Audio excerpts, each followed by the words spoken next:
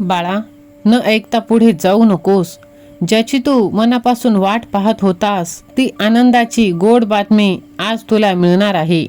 होय, आज तुझ्या घरात आनंदाची खूप मोठी एक बातमी येणार आहे. कानाडोळा करू नकोस. काहीही झालं तरी शेवटपर्यंत ऐक, कारण आजचा संदेश तुझ्यासाठी खूप खास आहे. आज जो व्यक्ती चुकूनही हा संदेश ऐकेल त्याच्या घरी साक्षात स्वामींचे दर्शन होणार आहे. वर्षभर त्यांच्या घरात पैसा राहणार आहे. कुटुंबावरचे मोठे संकट टळणार आहे. होय, तुझ्या विजयाची तारीख ठरली आहे. तुझी सर्वात मोठी इच्छा आज पूर्ण केली जाणार आहे. जे तुझ्या मनात आहे तीच तुला आता प्रत्यक्षात दिसणार आहे. होय माझ्या लेकरा, बघ, कितीही झालं तरी तू जे काही मागत आहेस ते तुला नक्कीच मिळणार आहे. फक्त तू भगवंतावरती विश्वास ठेव. आणि भगवंतावरती विश्वास असेल तर श्री स्वामी समर्थ असे टाईप कर आणि ह्या भक्तिमय चॅनलला तू सबस्क्राईब कर. बाळा, तुला वाटतं की तू एकटा आहेस, तुझं मन दुःखी आहे, एकटं पडलं आहे. पण नाही बाळा, ज्याने तुला त्रास दिला आहे, दुःख दिला आहे, हे त्रास आणि दुःख त्याला पण मिळणार आहे. विश्वास ठेव, कारण जो माझ्या प्रिय भक्ताला त्रास देतो त्याला मी कधीच आशीर्वाद देत नाही. लेकरा, शांतपणे सगळं सहन करत जर तू राहिलास तर तू सगळ्यांपेक्षा चांगला आहेस. आणि तू थोडं जरी बोललास तर तुझ्यापेक्षा वाईट कोणी नाही असं तुला लोक म्हणतात. पण बाळा, बस झालं आता सहन करणं. आता वेळ आली आहे प्रत्यक्षात बोलण्याची, कारण आता तुझं वाईट कोणी ठरवूनही करणार नाही. शांत राहून जर लोकांवर कंट्रोल मिळवायचा असेल तर हा संदेश तुला पाहावंच लागेल. कारण ताकदीपेक्षा जास्त बुद्धीचा उपयोग होत असतो. ताकद लढायला शिकवते आणि बुद्धी जिंकायला. म्हणून तू बुद्धीच्या जोरावर राहा बाळा. नशीब आणि आपल्या लोकांचा काहीच भरवसा नसतो. हे दोघे कधीही पलटून जाऊ शकतात. म्हणून लेकरा, तू लोकांवरती विश्वास ठेवू नको. आजच्या जगात तोच मोठा आहे ज्याच्याजवळ पैसा आणि पद आहे. होय माझ्या बाळा, जर तुला कदर करायची असेल तर तू जिवंतपणेच कर. अर्थी उठवताना तर द्वेष करणारे सुद्धा रडत असतात, पण त्या रडण्याचा काय उपयोग. बाळा बघ, तुला ज्या कपड्यांचा रंग गेला ते कपडे शरीरावरून काढून टाकायचं असतं. आणि जी लोक रंग बदलतात त्यांना तुझ्या आयुष्यातून काढून टाक. आणि सांभाळून राहा अशा लोकांपासून जे रोज रंग बदलत असतात. या लोकांचे जोपर्यंत काम आहे तोपर्यंत ते आपल्याबरोबर गोड बोलून राहणार, आणि एकदा का काम झाले तर नंतर बोलण्याची पद्धत बदलून जाणार. म्हणून अशा लोकांपासून तू नक्कीच सावध राहायला पाहिजे. होय माझ्या लेकरा, त्रास आपोआप कमी होतो जेव्हा आपल्या लोकांपासून जर आपण अपेक्षा करणं बंद केलं. तू लोकांकडून अपेक्षा करणं सोडून दे बाळा.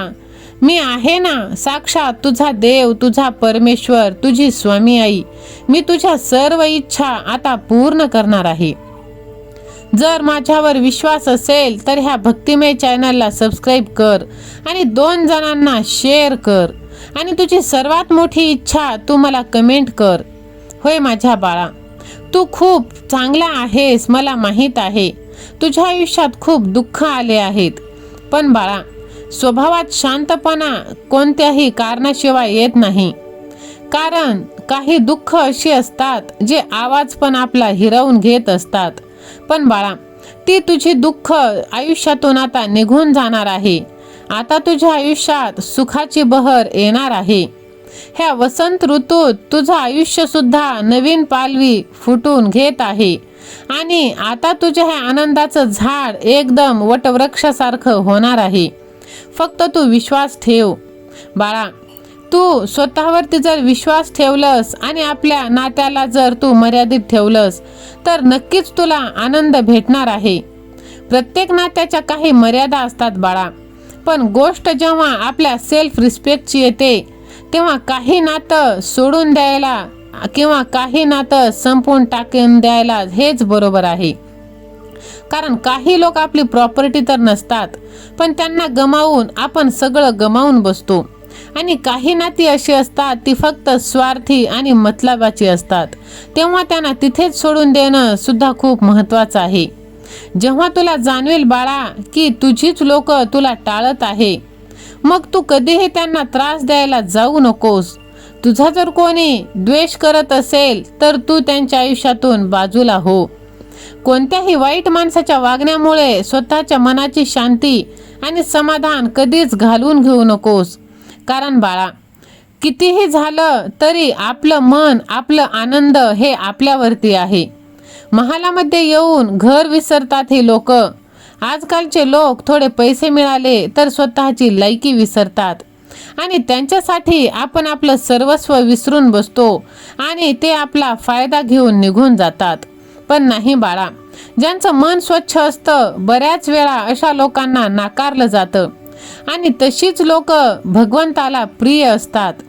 म्हणूनच तर स्वामी माऊली म्हणतात की बाळा, भिवू नकोस, मी तुझ्या पाठीशी आहे.